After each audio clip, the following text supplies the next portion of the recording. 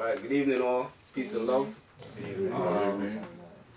Thank you guys for coming out, because you folks could have been many other places, but you took the time to come out and share this experience.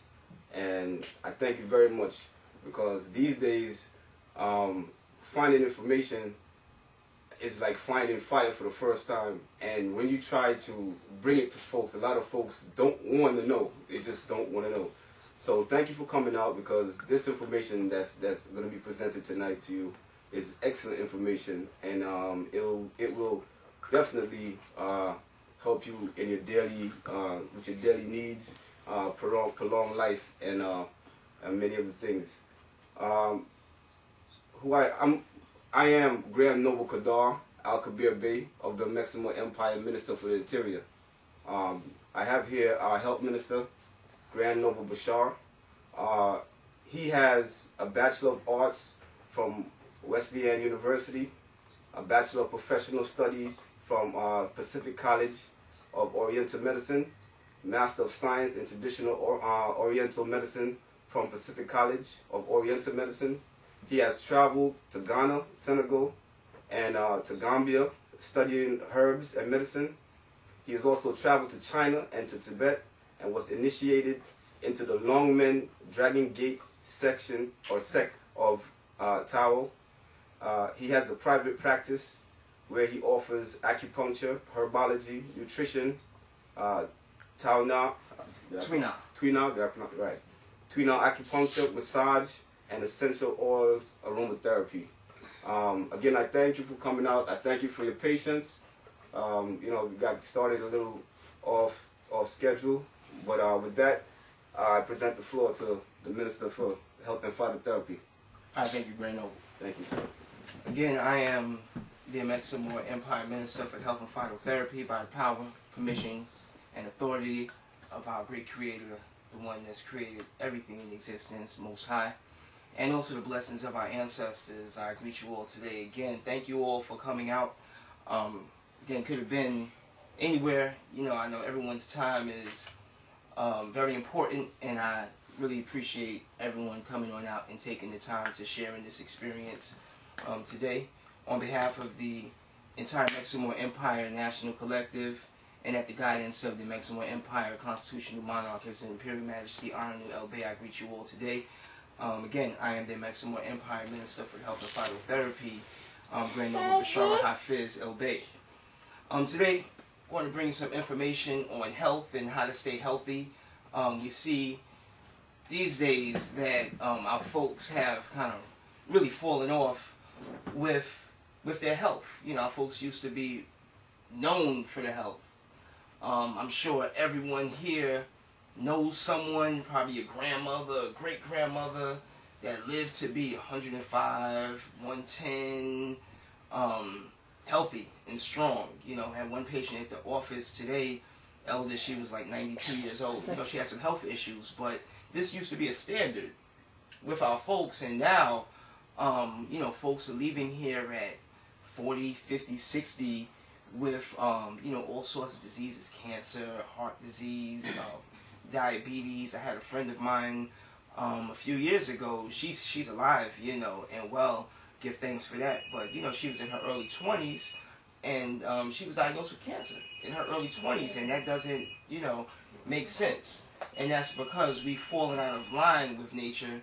We've fallen out of line with the Creator. We've fallen out of line with ourselves. And so with the work that I do, I've been blessed to, you know, my young years, I am young as you can see, and I've been practicing this work now and doing the work now for about 11 years.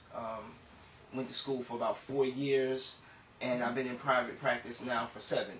And so I've treated hundreds of folks, you know. Between working in private practice and some other work I do, I see literally about 300 folks a week with various things, mostly pain management. And in my private practice, I deal a lot more with various issues from cancer to women's health conditions like irregular menstrual, period, infertility. I've even helped some women in labor that were having difficulties and weren't having contractions, using the acupuncture to actually bring the contractions so that the offspring can come forth. And so again, thank you all for coming on out, because like I said again, I've been blessed with a lot of information and some abilities to be able to help folks with their various health conditions, and with some information also. And so again, our ancestors lived very long lives, and that was because they stayed in tune with nature and the universe. We ate foods that were in season, we ate at regular times, we exercised, and we didn't have to do all sorts of things like now folks have to go to the gym, have to plan out to work. Before, working and exercising was part of our daily lifestyle. But being, especially in the city, in modern times where we have technology, where it would take, like my mother Maumi, it takes her about, she's old school, it takes her when she cooks about 5-6 hours. Me, when I cook, I'm hungry. It takes me about 30 minutes, 45 minutes, and I'm like, I wonder why my food doesn't taste the same. I cook the exact same thing she does, but it doesn't taste the same. It's healthy, but hers, got that soul food, that energy in it. Love in it. Yeah, that love in it, exactly. And with it, now you can go call someone up, and in 10 minutes, they'll bring you a hot meal.